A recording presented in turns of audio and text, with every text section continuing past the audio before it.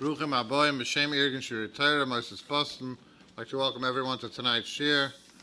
All the men here in the main base medrash, all the women upstairs and downstairs, and everyone listening in through the telephone system or watching through the live stream. Bruchim Aboyim.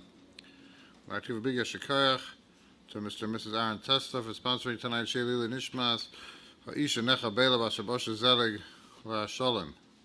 And it's supposed to cheer up Sarah Chaim. Rabbi Irgun Shir Torah relies on the Tzibur sponsoring the Shiurim to help us to bring these Abbas Torah programs to the community. Great expenses are involved. Please call Irgun Shir Torah 718-851-8651 or email tapecenter@yeshivanet.com for this great schus. Tonight we have the cover to have with us Rabbi Doniel Osher Kleinman, Shlita, Khal, Nachlas, Dovid, and Flatbush to speak to us on the halachas of Tevilas Keilim. It's my covered corner of Kleinman for tonight's shir.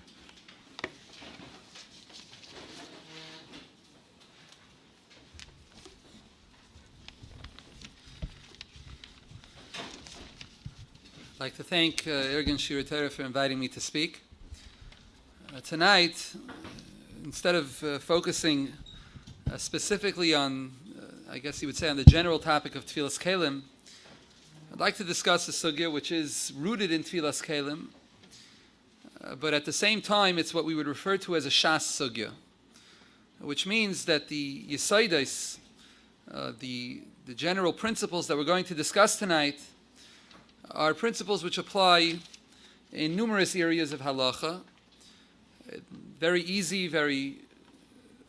These are very easy principles to understand.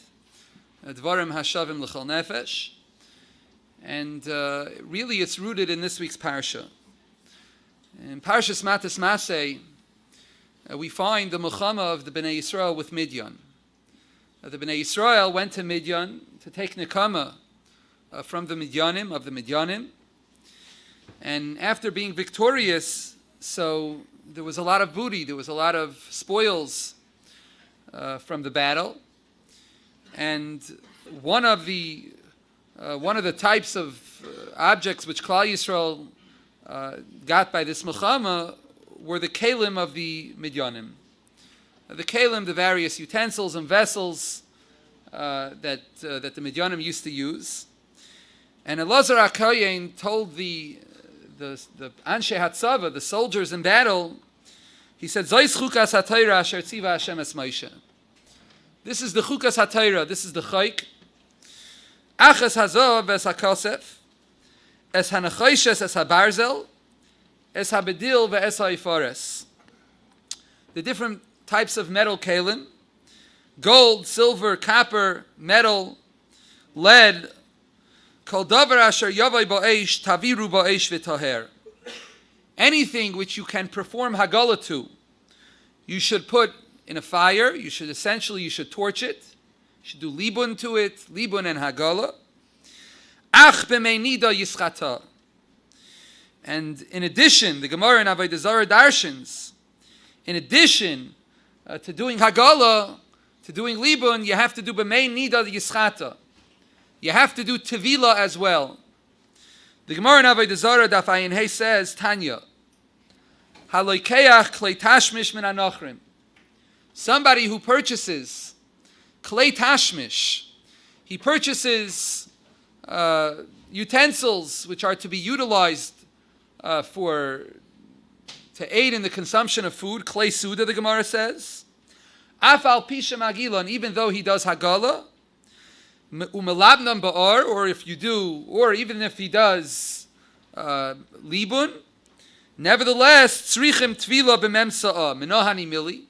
How do you know you need Tevilas Keilim? Zakti Gemara, the Amar Kra, the pasuk says, Ta'aviru ba'esh v'taher. It says Ta'aviru ba'esh, that's libun, that's kashering it, v'taher.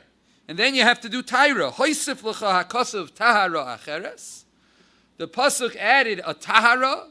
You have to toivel it. Ve'ezuhi, that is Tevila, the Gemara says. So this is the source for Tevilas Keilim. The Gemara says, Tanya, Klei Suda Amurim Beparsha. The parsha is referring specifically to Klei Suda, which means utensils or plates or bowls or even pots and pans that you use to prepare food for a Suda, or at the Suda. And the Gemara makes a drasha. Tonight, Be'ezer Hashem, we're going to focus specifically on one type of Tevilas Keilim halacha, but again, the sugya it's true that it relates to this one shaila, but it's again what we refer to as a shas sugya. A number of years ago, a new type of tchotchke, a gadget, if you will, hit the market. Every week, every day, a new thing hits the market. But a few years ago, the Keurig coffee machines hit the market. And essentially, you can get freshly brewed coffee out of this Keurig machine. And you put your little cup of roast, the coffee beans or coffee roast, whatever you want to call it, in the top. And the machine, you close it, it gets punctured. The machine utilizes a computer chip.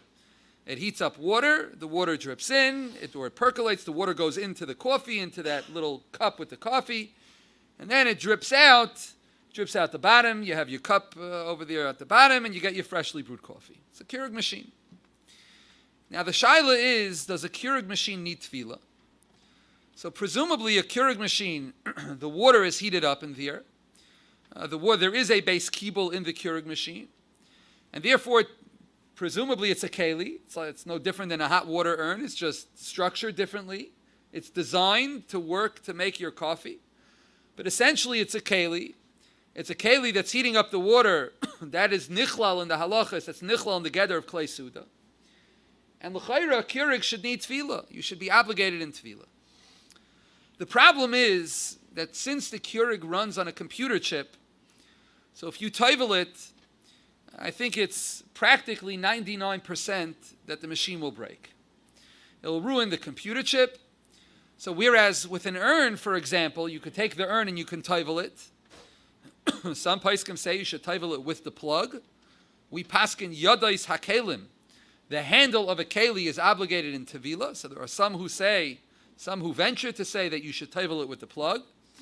My Rebbe Shmuel Kamenetsky says that there's no obligation to tevel it with the plug. But al kolpanim, an urn, you could take it, you tevel it, and then you just leave it, you let it dry out. Don't plug it in for a few days, for around a week or whatever it is. And then you could plug it in, gesundheit, and it will work. If you plug it in any time before, it's a shaila if you live to tell the story. But al kolpanim, a Keurig is different. A Keurig, you put it in the water, it'll ruin the computer chip no matter what, no matter if you use it or not. And so essentially, it's a problem because you have a Keurig and you need to tevel it, but you can't tevel it because if you're going to tevel it, it's going to break. So what are you supposed to do? That is the shaila that arose about a Keurig. And this became a machlokes amongst the Laimdim, amongst Rabbanim as well. And I know that based on the amounts of shailas that I get about Keurigs, not just Tevila, people want to know if you could set it by a timer to make it your coffee on Shabbos. It sounds like it's mamish pikuach nefashis not to have a Keurig. So if that's the case, then maybe there's a makom to be mekel. But lamaisa, if a person wants to use this Keurig, what do? L'chayra, you have an obligation to be tevel it, and you can't be tevel it, so you're in a catch-22. A few years ago, I was in a shiur in Lakewood for Moireh Hara. I was listening to a shiur from a Rav that flew in from London. I don't know if Irgun is broadcasting now in London, but there was a Rav from London, a chashav Rav, a Talmid Chacham, a Gaver Rabbah. He was giving a shiur for Moireh Hara, and he said he was basically running through some of the shilas that he had gotten over the past few months, and he was relating the different studim that he had about each shaila. And one of the shailas that he touched upon was the Keurig. He said that he was asked about a Keurig, if you have to tevel a Keurig, because it breaks. And he said that, l'chayra, you're obligated to be tevel it. You can't be tevel it, so you can't use it. You have no eitzah. You're not allowed to use a keli without Tevila. And therefore he said, if you can't tevel it, so you can't use it. You're using a keli without Tevilas Keilim. And then he paused, And he said that somebody had shown him from the CRC. I think it's the Chicago Rabbinic Council. It's a kashrus organization rooted in Chicago. Choshev Rabbanim over there as well. He saw somebody had shown him from the CRC that they say that a Keurig is pater from Tevila. Since you can't tevel it, it's pater from Tevila. And he didn't present any Mara Mekaimis one way or the other. All he said was as follows. In his English accent, he said, "It sounds to me like a typical piece of American rubbish." And that was his way of being chaylik on the CRC's psak. And I was there, I didn't say anything. But I will say that I know that Rosh Shmuel Shlita paskins that a Keurig is pater from Tevila. Now, Rosh Shmuel lives in America, but he stamps from Lita, Slabodka. So maybe, I don't know, Slabodka rubbish too. Didn't say anything. I waited, I let him finish. And afterwards, I sent him a letter. I sent him a letter. Why Lani is daiti? The psak is correct that a Keurig is pater from Tevila. And that is the sugya that I would like to present tonight. And again, it's a sugya that's a shas sugya. This is a sugya with yesaides, with foundational principles in Torah. And Be'ezer Hashem, you'll see that you can apply these yesaides in many, many areas of halacha. We are going to give tonight around 5 or 6 examples of where this applies in Kol HaTorah Kula and Tein L'Chacham B'Yech Kamoid. There's a halacha in Shulchan Aruch in Yeridea Siman Kuf Chav Sif Yud Aleph in a Ramah. Rosh Shmuel, when he was asked the Shaila of the Keurig, this was the only halacha that he stelled to. And he stelled it to very quickly, off the cuff, backhanded, and he didn't go into the kishkas of it, into the ins and outs of it. And Be'ezer Hashem, we will tonight. There's a halacha in Shulchan Aruch and Siman Kuf Chav Sif Yud Aleph in a Ramah. Yisrael va'akum shakanu kli b'shutfis. If you have a Jew and a guy and their partners, and say they go and they buy a kli b'shutfis. You have 2 business partners, a yid and a guy. It's a shaila if you could become a shutuf with a guy. La halacha it's gepaskint you're not supposed to, because he'll come to make a shvuah and he'll swear in God's name falsely. It's brought down in Magen Avram, and it's a shaila why the Welt is mekel today. But al kopanim Yisrael va'akum, they have a business, they're mekel like the Welt is mekel today. And they went out and they bought a Keurig. No, what's the halacha? Yisrael va'akum shakanu kli b'shutfis. Writes the Ramah, ein tzarich Tevila. The kli does not need Tevila. Why not? The Yisrael owns, he has a half ownership stake or a full ownership in half the Keilim, or a full ownership in the full Keilim for half of it, however you want to be magdir it. He owns the Keilim, he has a shutvis. Why is it pater from Tevila? Writes the Shach in Sivkat and Chavdalit, b'shem v'isr v'heter, d'ha bevadai eino yoytze midei shem tumah b'tevila zu. Zok the Shach, the reason is because the Tevila is not going to help. Because even if you do a Tevila, what's the tachlis of the Tevila? What's the objective of the Tevila? It's to get rid of the shem tumah, the name, the shaychus, the connection that the guy had to the Keilim. You're going to tevel it, it's not going to remove any vestiges of Goyish ownership, of non-Jewish ownership. Why not? Because the Harei Adayin Shem Shutvis Ha'akum Olav. Because the guy still owns it. So essentially, you're like a tevel v'sheretz biyadai.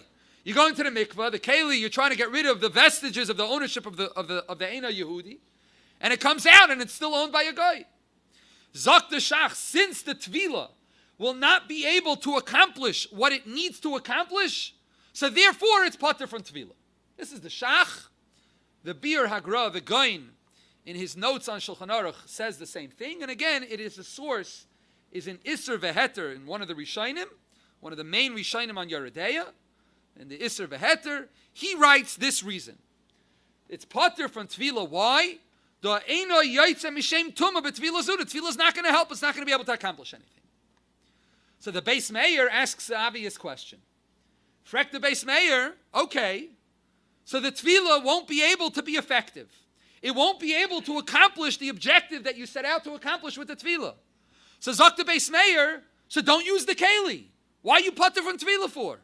Just because the Tevila can't accomplish what it needs to accomplish means that you're patur from Tevila? You're obligated in Tevila. It's a keli that was brought, a guy owned it, a yid has a chelik in it, a yid has a chelik of a keli that a guy has a chelik in, or that he purchased from a guy. The halach is it's chayiv in Tevila, the Tevila is not going to work. Okay, so you're stuck. What are you supposed to do? Zok the beis meir, don't use the keli. Who lets you use this keli just because you can't be tayvel it? So that means that you're patur from Tevila? What does that mean? Shmuel stellt zu this halacha to the Keurig. The shaila is, what is the answer to the beis meir's question? What is the oimik?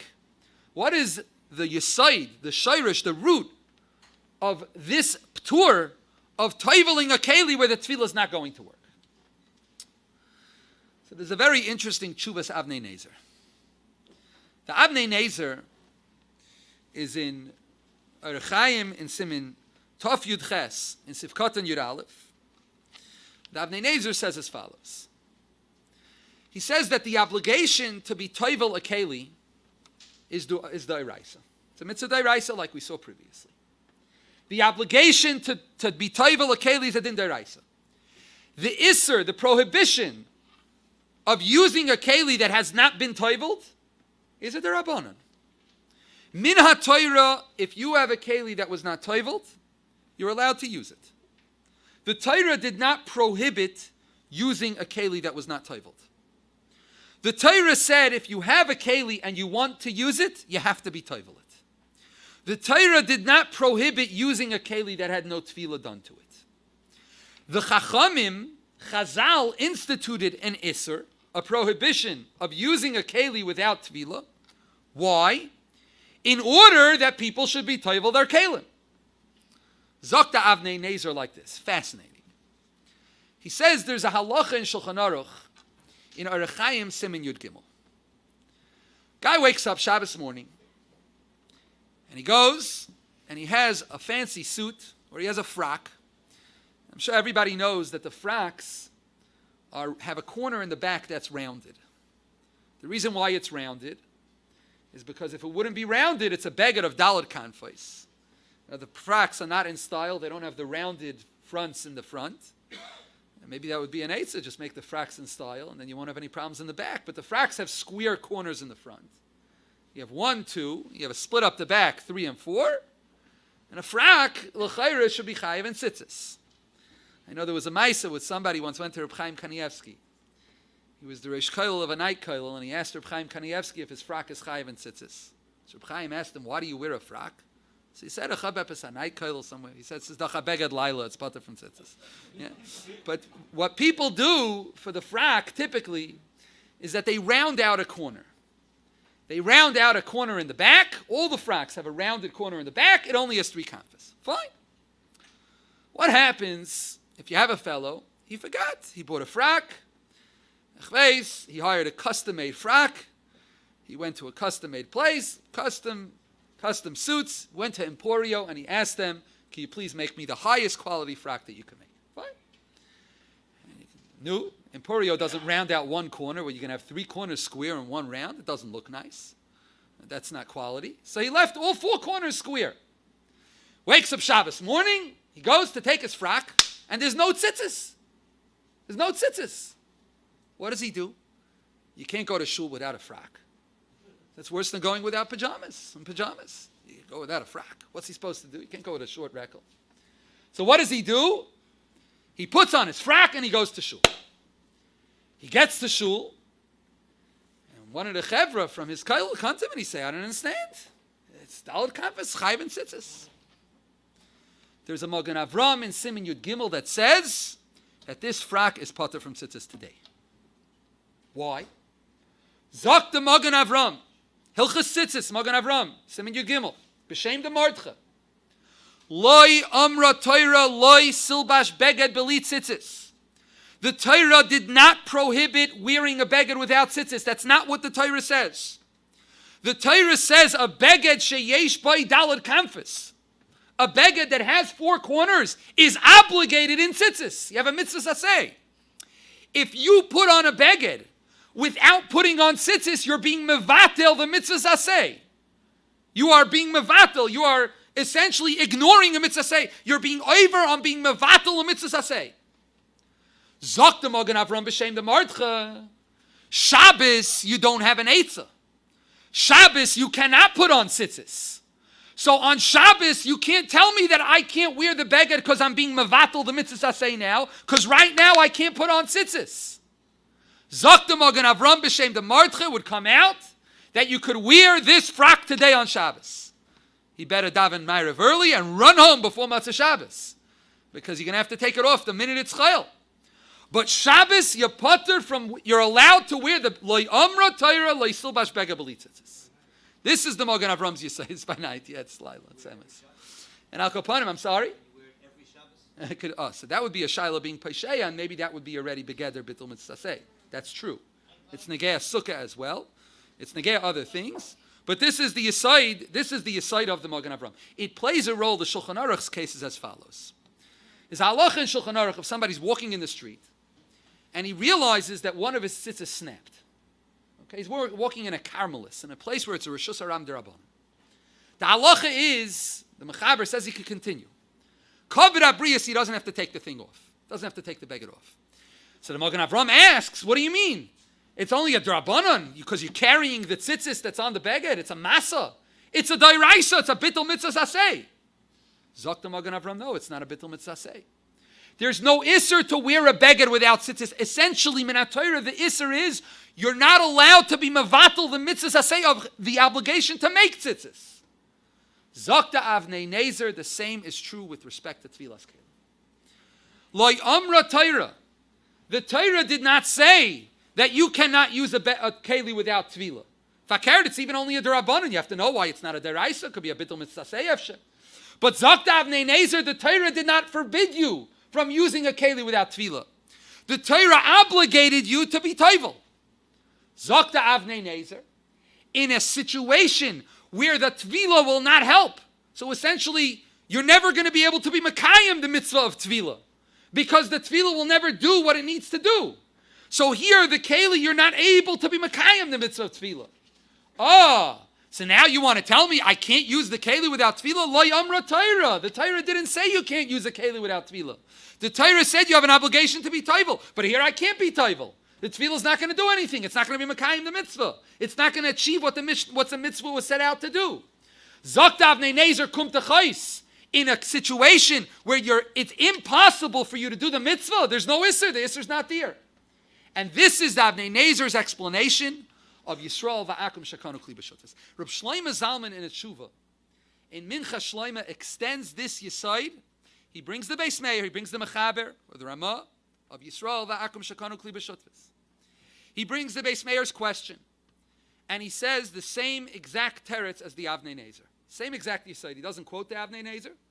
But Reb Shlomo Zalman in a tshuva Mincha Shlomo, it's in two places. It's in the first chelik in Siman Yud Ches and Sivkot and Tes. It's in Tinyana, Mincha Shlomo Tinyana, which is the second version of Mincha Shlomo. It's sort of a second version of a second printing. In Siman Samach Ches Sivkot and Aleph, Reb Shlomo Zalman says the same Yisai, and Reb Shlomo Zalman extends it to a very, very mechudish dika. He extrapolates from this to a different case. Zok Reb Shlomo Zalman, what happens if you go to a hotel where the owner is a Fraya Yid? You have a meeting in a hotel where the owner is a Fraya Yid. And you know that he did not toivel his Keilim. And no, so you can't eat over there. Maybe it doesn't have a good hechsher. But they bring out a clean glass of water. Clean glass of water. You want to drink the water? What are you supposed to do? You can't drink out of it. It's mechuyev in Tevila. So what are you going to do? Zok Reb Shlomo Zalman a chiddush gadol. Reb Shlomo Zalman says you can apply the Isser, this Yisaid of Yisrael va'akum shakanu kli b'shudas, even in this case.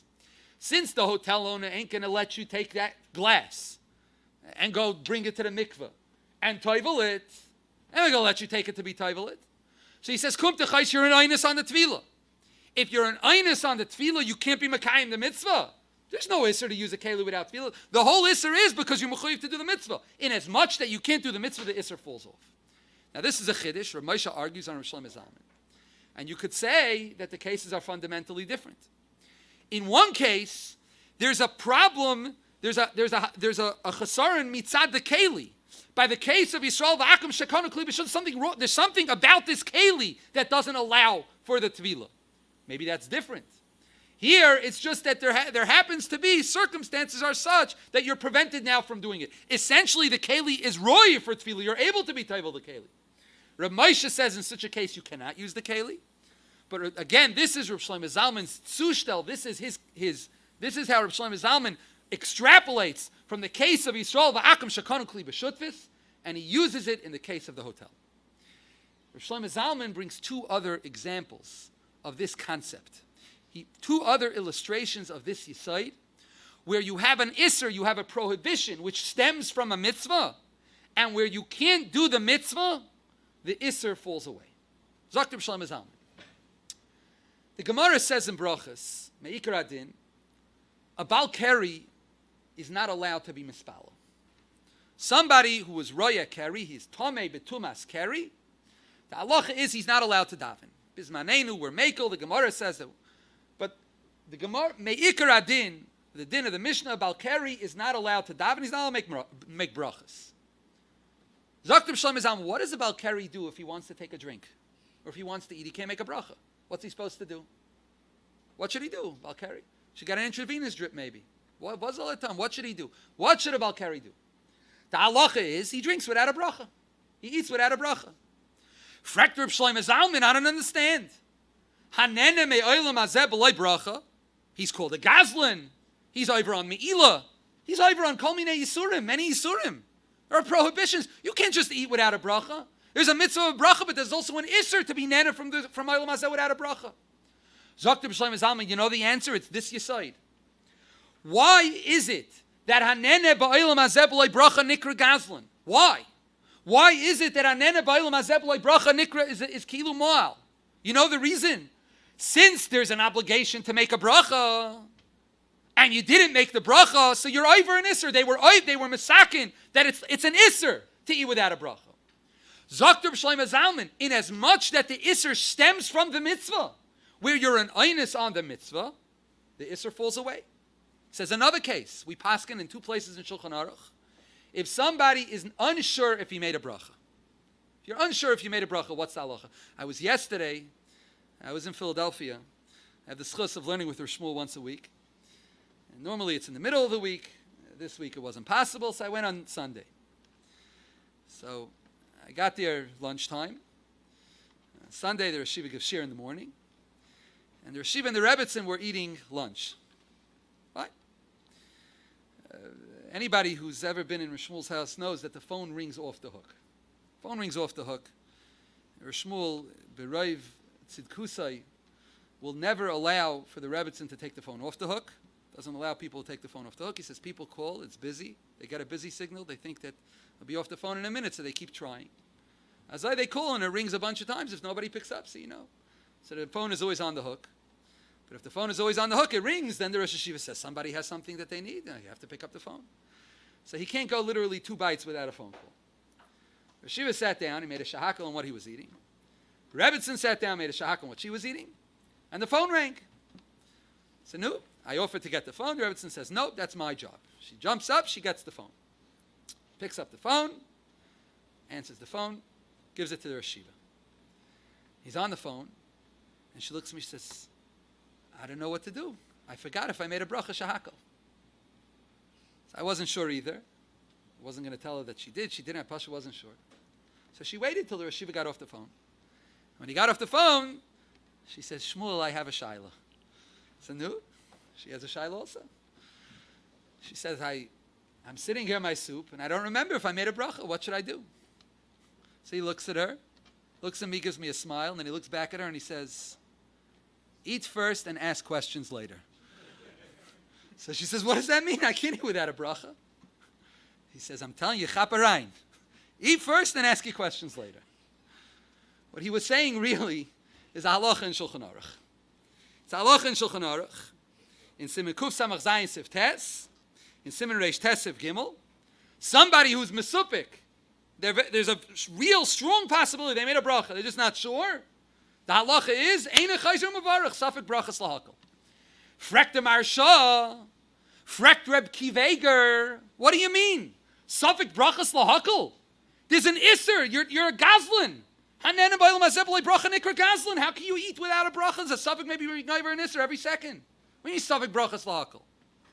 Zakter Shlomo Zalman, the same Yisaid. The Isser to be nene me'olam hazeh b'loi bracha shtams, it's rooted in the mitzvah, in the obligation to make a bracha.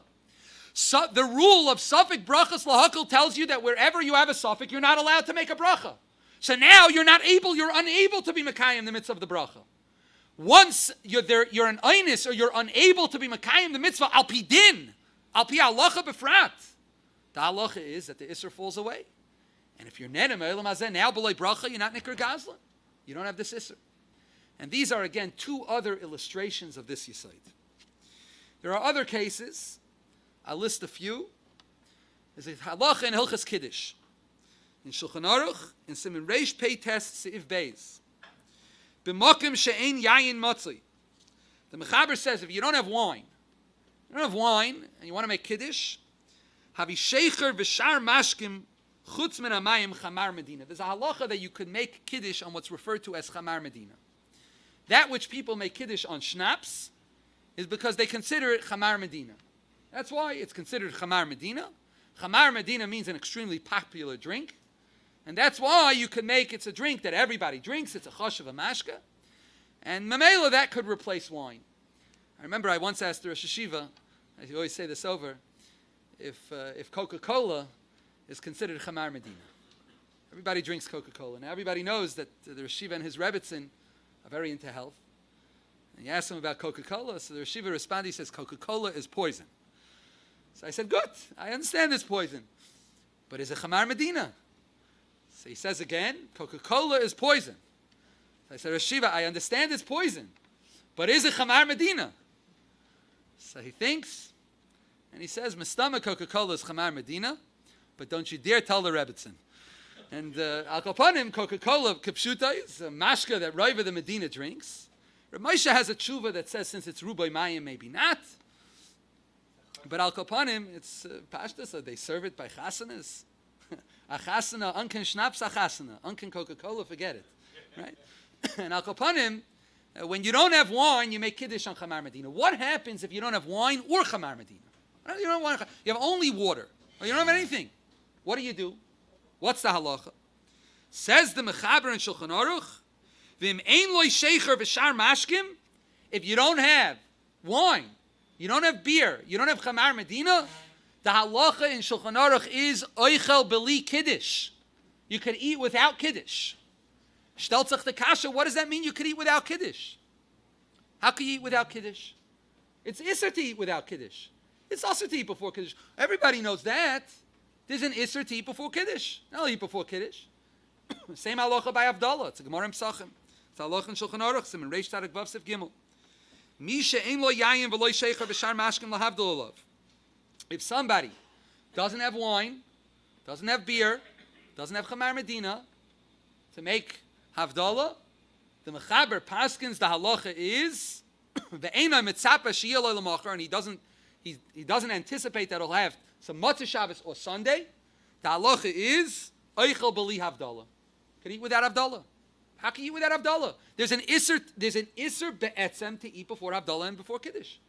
It's not just like an isser, the prohibition to eat before mincha or before a mitzvah, where there's a chashash of shema yimoshech. There's a chashash you're going to get busy and you're going to put it off. You're not going to do it. Sharat Tziyun and Siman Reish Tzadik Tes says there's an isser be'etzem. There's a gzeira d'rabbanan. You're not allowed to eat before kiddush, before Abdallah. So what do you mean you don't have wine? You could eat without kiddush. What does that mean? Why not? There's an isser on being over an isser. It's the same yisaid. Where does the isser to eat before kiddush, before Abdallah come from? Where does it stem from? Why? What's the root of it? What's the yisaid? What's the shayrish? Why? The reason is because since you have an obligation to make kiddush, you have a chiyuv to make havdalah, you're eating before kiddush havdalah. It's a bazayim for the kiddush and havdalah. Kiddush is supposed to be first. Havdalah is supposed to be the first thing after Shabbos. You're an einis now on the mitzvah. you can't be Mekayim the mitzvah, the halacha is the Isser falls away. And this is this Yisaid. And again, it's a Shas Yisaid. You could look all over the place, you'll find this Yisaid. And Al Kapanim, this is the Yisaid of Yisrael Va'akum Shakanu Kli B'Shatvus. Based on this, I think that it's Pashut, should come out Pashut. The psak that a Keurig is pater from Tevila should be correct, in as much that the Keurig will break. The halacha is that Tevilas Keilim is only a mitzvah because of the fact that you use the Keli. It's only, the mitzvah only exists to be matir, or to allow the shimush of the Keli. Doesn't mean the Torah said that it's osur to use it without it, but the Torah said it as a prerequisite to using the Keli, you have to be Mekayim a mitzvah of Tevila first. I want to give you an example. What happens if somebody goes out to the store and he buys a new crock pot?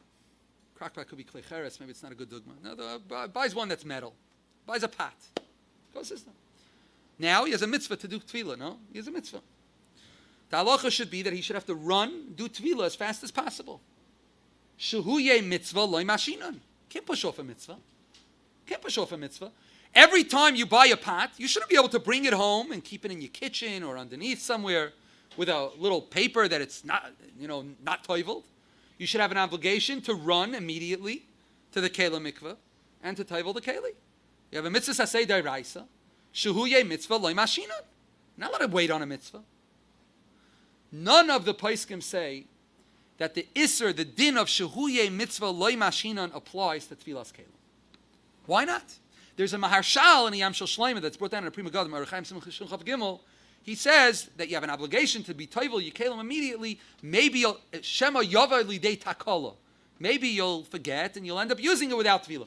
But even that, the Bir Halacha argues on him, and many poskim argue on that. And kipshutai, there is no Isser to wait to push off toiveling a Keli. Why not? There's a mitzvah. Writes the Chadrei Deya. Sefer Chadrei Deya, Yeredeya, Siman Kuf Chav, Siv Katan Yudalid. Chadrei Deya says that the din of Tevilas Keilim is on Klei Seuda. It's on a Keli that's roy to be used for the purposes of a Suda. Zok the Chadrei Deya. Just like Shlita, the mitzvah of Shlita, you have an animal. You should have to shecht it right away as a mitzvah of Shlita. Of course not. Why not? The mitzvah of Shlita applies. If you want to eat, you have to shecht. Zok the Chadrei Deya, Tevilas Keilim is the same thing. If you want to use the Keli, you have to be toivel it first. That's the halach. It's a mitzvah which is to be matir, to allow, or it's a prerequisite, if you will, to using the Keli. Now, what would happen if I went to the store and I bought a Keli? And this Keli is a Keli that if it comes in contact with water, it melts, it dissolves. Only for the microwave. Only for popcorn. It's a Keli that's only meant to microwave popcorn in. If it comes in contact with water, the Keli dissolves on contact. You have an obligation to be toivel that Keli. In as much that I'm going to be toivel the Keli, it's not going to be royal shimush. If I'm going to be, the whole din Tevila is to allow for shimush. In as much that I'm going to be toivel it, it's going to make that I can't be mishtamish with it. It would seem pashut that Keli is not a bar Tevila. You're an einus on the Tevila. It's impossible to be toivel it. I'm sorry? That's precisely what I'm getting at. And it would seem in Svara that in such a case, you're an einus on the Tevila. You can't be Mekayim. This Keli is not a candidate for a Tevila because this Keli can never be used by having the prerequisite of Tevila first. It's impossible. So in as much that Tevila is a prerequisite for using the Keli, it's mistaber that the Keli is not a bar Tevila. And it would come out l'chayra that in such a case, the Isser to use it would not apply. And I think that this is the hezber as to why a Keurig would be pater from Tevila. In as much that you'll be toivel it, you won't be able to be mishtamish with it. So what type of Tevila is that? I'm sorry? So you're an einus. Why should you not use it? You're an einus on the mitzvah. Right, so this Keli, you're an einus on. This Keli, there's an einus on the Kiyum HaMitzvah. Wonderful. But this Keli, Rabbi Abraham, it's this Keli. This Keli, I'm an einus on the Tevila, right? I'm donning this Keli. Am I an einus on this Tevila? Of course. And in this case, l'chayr would come out if you're an einus on the mitzvah. It would seem that Rabbi Shlomo Zalman's rule should apply. And it would seem that a Keurig is potter. Around 9 years ago or 8 years ago, Rabbi Doniel Osher came to Lakewood for Lev La'achim. And they arranged he was staying by somebody in Deal, New Jersey. And they arranged a shiur over there also for Moira Hara, and I was invited to the shiur. And somebody asked Rabbi Doniel Shlita the shaila of Teviling a Keurig. Rabbi Doniel cleared back and forth, and he blied by a suffix. So after the shiur, I went over to Rabbi Doniel, and I asked him, I said, the Tata has a tshuva about Yisrael va'akum shakanu kli b'shutvus. Rabbi Shlomo Zalman and Mincha Shlomo has a tshuva about Yisrael va'akum shakanu kli b'shutvus. And he extends it even to a case of a hotel. So I said, l'chayra, according to the Tata, Zadaf Noiskin should come out that a Keurig is potter from Tevila. Especially according to the way Rabbi Shlomo Zalman explains the Shulchan Aruch. He thought for a few minutes, and then he said, he's entgerecht. He said, you're right. Okay. I thought he was being nice. We davened mincha, and after mincha, we all went around just to say shalom. It's derech eretz. And when it came my turn to say shalom, he said shalom aleichem. He said shalom, gave me shalom, and then he said, "Ich hab etwas gelernt von dir heint," which was basically, I learned something today, which basically meant to me, I took it as a haskama on the psak, a haskama on the comparison and on the zushtel.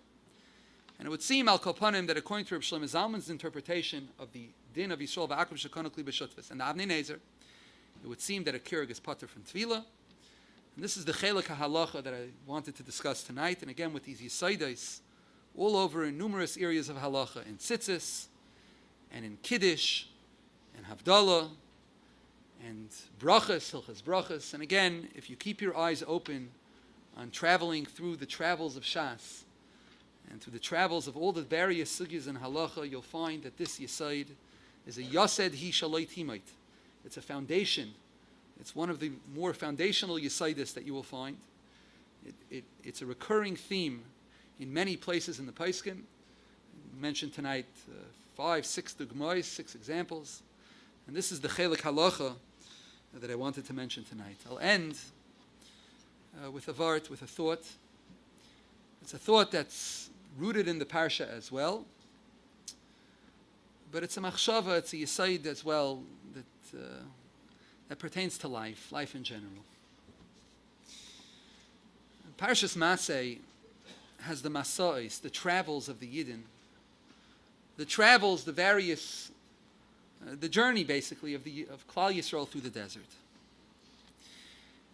Typically, in most years, Parshas masei is connected. They're connected, and when they're connected, so obviously we're mechaber the parshas, we connect the parshas by Revi'i, by the Aliyah of Revi'i, and it stretches from the end of, from Shvi or Shishi and Matais till Shlishi and Masei. Last year, if I'm not mistaken, and very few years, but last year I think was one of them, Parshas Masei were separate. Now, when Parshas Masei is separate, so obviously the Aliyahs, you have to have 7 Aliyahs in Matas. And then during the week of Masei, you have to have 7 Aliyahs. If you look where Sheni is, you'll find that Sheni is smack in middle of the Masais. The Kohen's Aliyah ends smack in the middle of the description of the journey of the Masais. There's a Magen Avram and a Mishnah Brura. In Simin Tov Chav Ches, Magen Avram is in Sivkot and Ches. The Mishnah Brura is in Sivkot and Chaf Aleph. And they are based in a Tzror Hamar. Tzror Hamar is in Parshas Masei. The Magen Avram and the Mishnah Brura write b'shem the Tzror Hamar. Ein lahafsik b'kriyas hamasais.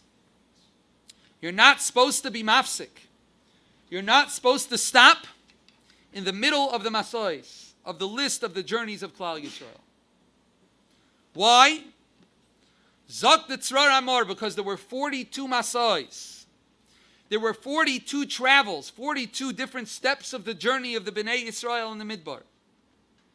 And the 42 journeys, the Mem Beis Masais, he writes, is Keneged the Shem Shel Mem Beis Isis. It's keneged the shem hamafurish of HaKadosh Baruch Hu, the shem shel Mem Beis. And therefore, being mafsik in middle essentially is being mafsik in the middle of the Shem Hashem. And memela lahalocha, the Mishnah Berurah and the Magen Avraham Paskin, you should not stop in the middle of the Mem Beis Masais. In many places, I'm makbid on this, and because of that, they put Sheni earlier. It's a shaila if it applies during the week when you're laning on Monday and Thursday. That's a different shaila, and that's not for now. What I'd like to focus on is the aside of the Tzor Hamor.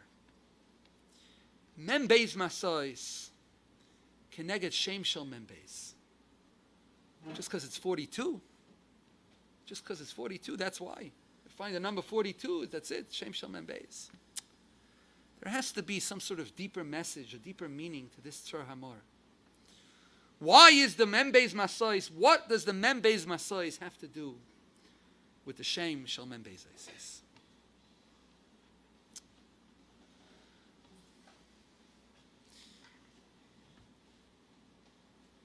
Rabbi Yaakov Kamenetsky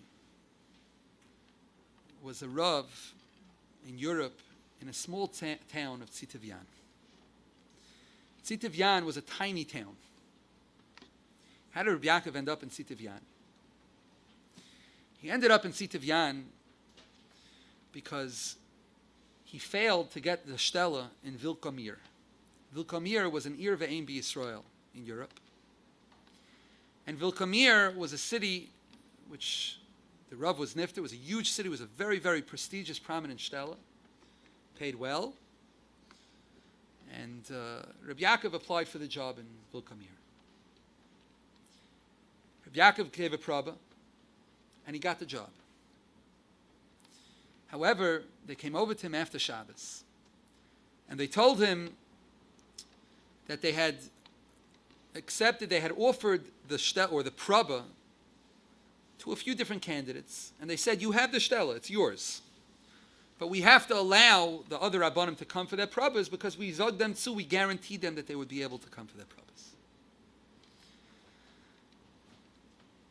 One of the rabbanim who came for a praba was, if I'm not mistaken, the son-in-law of a very influential individual in town. And he was an Adam Gadol as well. He was a Talmud Chacham, a Gavra Rabbah. And he gave a praba. And his praba was also good. And this individual, this Askin in town, he moved heaven and earth for his son-in-law to get the Shtela. They said, but we told Rav Kamenetsky that it's his Shtela. He said, yeah, good, but he's also qualified. And he pushed and he pushed and he pushed. And this other Rav got the Shtela.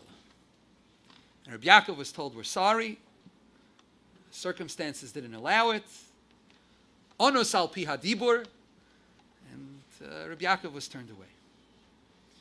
The Rosh Yeshiva told me that Rabbi Yaakov cried bitter tears when he was told that he didn't get that shtela. He needed a parnasa. And it wasn't just negeya, parnasa, as we think of it now, Rabbi Yaakov, in order to get parnasa afterwards, he had to travel. He had a small, tiny little stipend in Tzitevyan.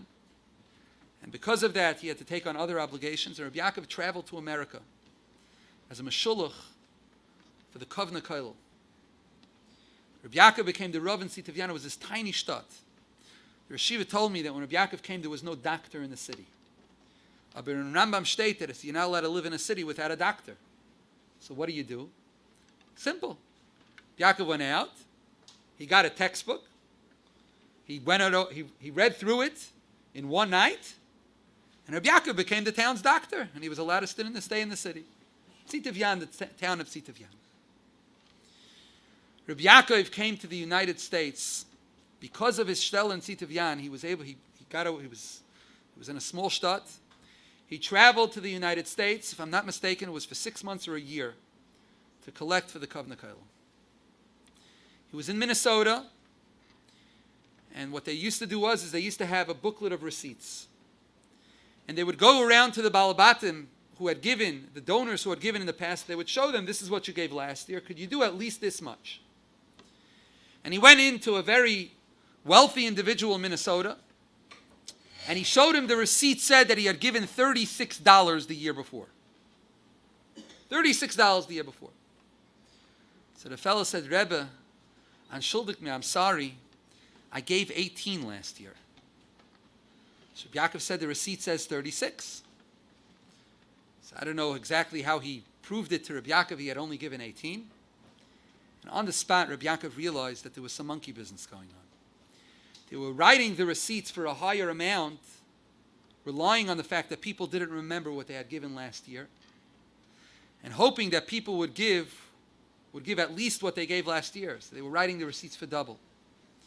He said, the Tata hat gesagt, my father said, Rabbi Yaakov said, it's not erlich. And on the spot, he said, I'm sorry, I'm ois shliach. I'm no more the shliach of the covenant Keilim. So this individual said, I'm ready to give a donation anyways. Must have been a tzaddik. He said, I'm ready to give a donation anyways. Rabbi Yaakov said, you could give it to somebody else. I'm not a shliach. I'm sorry, I can't represent them. It's not erlich. Rabbi Yaakov was stuck in America. He had to get back. He's not a shliach of the covenant Keilim anymore. He heard of a shtella of a rav who had to take a few-month break in Seattle. He got in contact with the Dvar Avram. The Dvar Avram, the Rav in Kovna. Rabbi Yaakov was very close to him. Rav Shiva told me he got him on a phone call.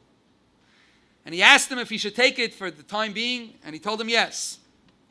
While Rabbi Yaakov was in Seattle, the Rav Grabat, who was a Adam Gadol Adma Oid in Toronto, the Chavolim Bani Imim was nifter, and the shtella became available over there. And again, Rabbi Yaakov consulted with the Kovna Rav, and he was told to take the shtella in Toronto. And what was the end of the Maisa?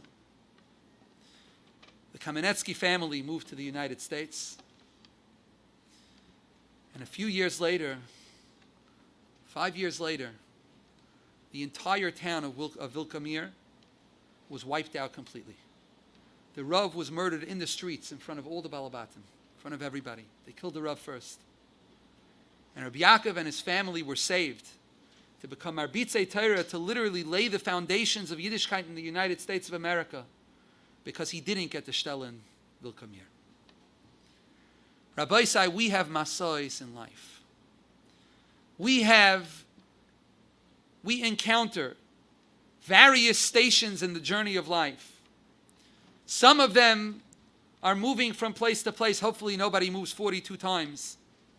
But some of them are moving from city to city, from home to home. Some of them is from job to job. Sometimes a person, lo yaleinu, ends up in a hospital. Sometimes people encounter challenges for which they cry bitter tears. What we must be makir is that the journeys, the lechtech acharai bamidbar, the journey in the desert of life, in the difficult times of life, where there's ein lechem and there's ein mayim, and it's difficult. It's makoim nachash saraf va'akrov. There are snakes and there are scorpions and there are the sharks of life. All the challenges that we lament and that we daven tearfully that HaKadosh Baruch Hu save us from. And it's okay to daven to HaKadosh Baruch Hu. But at the same time, it's important to recognize that it's Shem Hashem. It's HaKadosh Baruch Hu who is accompanying us on the journey of life. It's HaKadosh Baruch Hu who is directing us in the journey of life. And ultimately, it's HaKadosh Baruch Hu who gives us the ability and the power and the fortitude and the wherewithal to overcome and to grow from the challenges that life sends us. And many times, if not most, people look back. They look back on years gone by, challenges gone by, challenges overcome, situations which they have lived through. And when they look at it in the sum total, in the picture, when they take the panoramic view, they see it was Taka, Shem Shel Mem Beis Oisius. It was the Kvoid, the Shem HaMeforish, the Shem Hashem, the Shem HaKadosh was accompanying me all the way through. And it's like that with every individual. People can just look back at sometimes seemingly insignificant parts of life. And you never know. You look back and you see how HaKadosh Baruch Hu orchestrated where you should be at this time and that time, and life should take this turn and that twist, and this challenge and that situation. Ve'ein lahafsik b'membez masais. The rule is, don't stop in the middle. Don't stop and look at each individual one, because it could be very difficult. I was by a simcha a few years ago. It was a 60th anniversary of a couple. They have children and grandchildren and great-grandchildren, Kanai Nahara. And they had, where this, I guess you call it a chas and kala, was sitting, they had a huge poster. And the poster was a picture of them as chas and kala. And I was sitting, everybody was sitting, I don't know, 30, 40 feet away. It was a room, whatever it was, 20 feet away. Beautiful picture. And as with, I'm a curious person. So when the Suda was over, I went up to the front and I started to look at the picture. And as I got closer to the picture, all of a sudden I couldn't recognize the picture. And I started seeing that the picture was a huge picture. Must have been 4 feet high by 4 feet wide. Huge poster. The picture, this color picture, the Chas and Kala, was made of hundreds, if not thousands, of miniature pictures from different scenes in these individuals, in this couple's life. And it's a computer program. They put all the pictures together, and it colors it, and it's made, the computer program knows that it has to end up looking like the big picture, if you will, the picture of the Chas and Kala.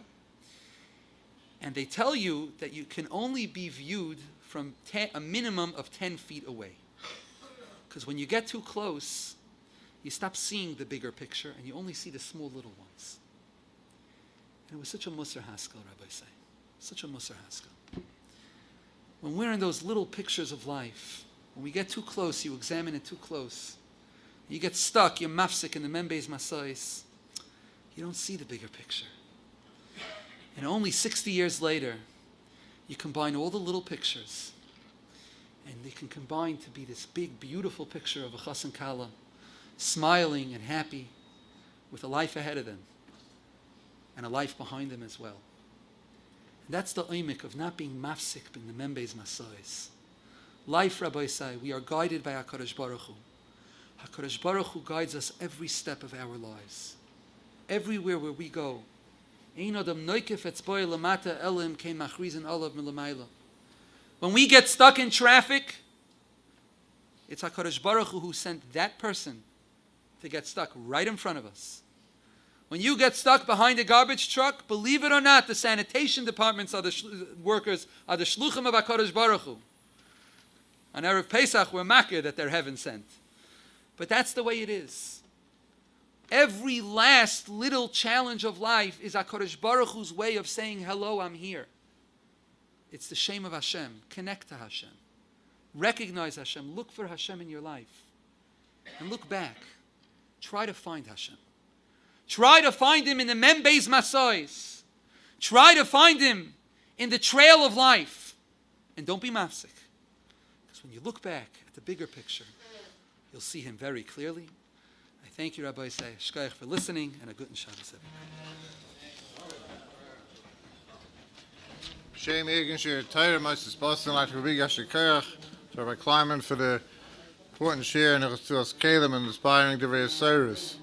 Rabbi Say, if you sponsored a share in the past, I won't tell you that you sponsored for double the amount, but even if you didn't sponsor in the past, there's no reason why you can't sponsor a share this year, and call Egan Shir Torah at 718-851-8651 or email tapecenter@yeshivanet.com for this great schus of Abbas Torah the Rabbim. I'd like to be a shekach to Mr. and Mrs. Aaron Tesla for sponsoring tonight's Shili Nishmas for Isha Nechabela Basha Bosha Zelig Ola Shalom to Nishmas at Shur B'Tzara Chaim. CDs of tonight's show will be available shortly. B'chadanya ben Akasha Motzak Kadosh Baruch Hu L'Zakeh Says Yisrael Afik L'Hebron Torah Mitzvah Shenem Adonai Chofes L'Man Tzidka Yagdol Torah V'Yader.